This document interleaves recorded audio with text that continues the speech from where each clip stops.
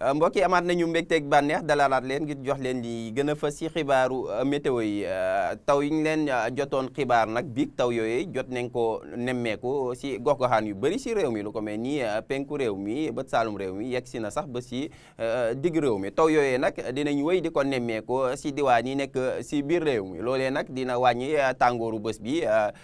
ci gox-goxaan yi bu ñu xoolee sunu naataalu satellite bi naataal ji mu ngi wan ay ndiir yu takku yu ñuy séntu ci penku réew mi ndiir yooyu nag dinañ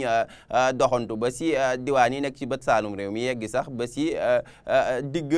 réew mi ba tax na ci wàllum prévision lu ko dalee tey ci guddi jëm ëllëg sa fajar taw yi nag dina desandi ci diwaan yi nekk Kédougou Kolda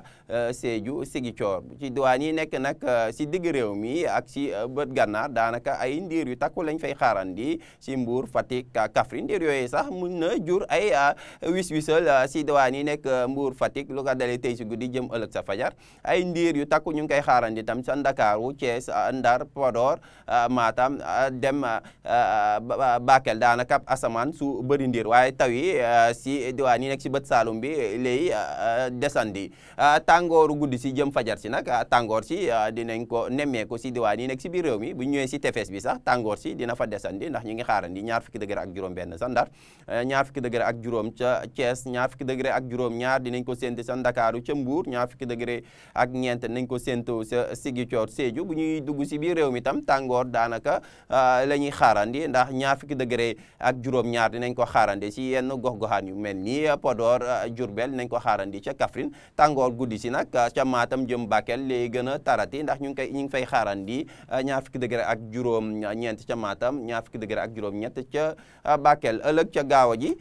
nu ko ndaantaal di wane ñu ngi xaarandiwaat ay taw yu ànd ak dënnu taw yooyu nag dinañ ko séntu ca Tamba Kédougou ca Kolda sa Sédhiou sa Ziguinchor ay taw yu yëmmamaay dinañ ko xaarandi lu ko dalee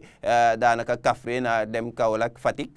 lu des ci réew mi bu ñëwee ca Ndakaaru Thiès Mbour ñu dem sax sa Diourbel ba ca Bakel foofee asamaan su bëri ndiir dinañ ko fa xaarandi waaye diwaan yi nekk sa bët gànnaar Podor Ndar dem sax ba Linguère ay ndiir yu oyof daanaka lañ fay séntu ak jant ju fenk daana jant ji mooy doon lu gën a fës li ñuy xaarandi si diwaan yi nekk si bët gànnaaru réew mi tàngoor si nag dina wàññeeku as tuut si diwaan yi nekk si biir réew mi bu ñu ñëwee si diwaan yi nekk si tefes ba sa Ndar dem ba Ndakaaru daanaka 20 degré ak juróom-ñeent la ñuy xaarandi sa Ndar 40 degré nañ ko xaarandi ca Ndakaaru nu ñuy gën a duggee si biir réew mi nag daanaka tàngoor si di gën a yokk waaye yokk bi du ko tax a am solo loolo ndax ñu ngi xaarandi 40 degré ak ñaar dem ba 40 degré ak ñeent si diwaan yu bëri nekk si biir réew mi 40 degré ak juróom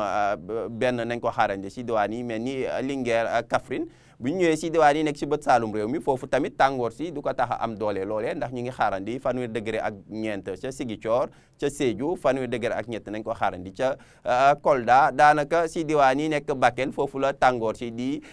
tare tuuti ndax ñu ngi fay xaarandi 40 degré ak juróom ñeent ak 40 degré ak juróom ñett nañ ko xaarandi foofee ca Podor mbokki daal si tënk jàpp leen ni taw yi dina desandi si diwaan yi nekk si penku réew mi si bët saalum réew mi yegg si sax ba si digg réew mi lu ko dalee tey si guddi ëllëg ca gaawa dem sax ba ca dibéer li des ci réew mi sa Ndakaaru Thiès Mbour daanaka asamaan su bëri ndiir dinañ ko fa xaarandi waaye taw du fa yegg daanaka ay wis-wisal dinañ ko séntu ci yenn gox-goxaanu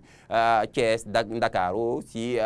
weekend bi maanaam ci gaawa ji dem sax ba ci dibéer ji waaye taw yi ñu ngi koy gën a séntu ci diwaan yi nekk ci bët Saalum ci digg réew mi ak ci penku réew mi mbokk yi lii moo gënoon fës ci ay xibaar météo ñu ngi leen di jox dig daje ba altine wasalaam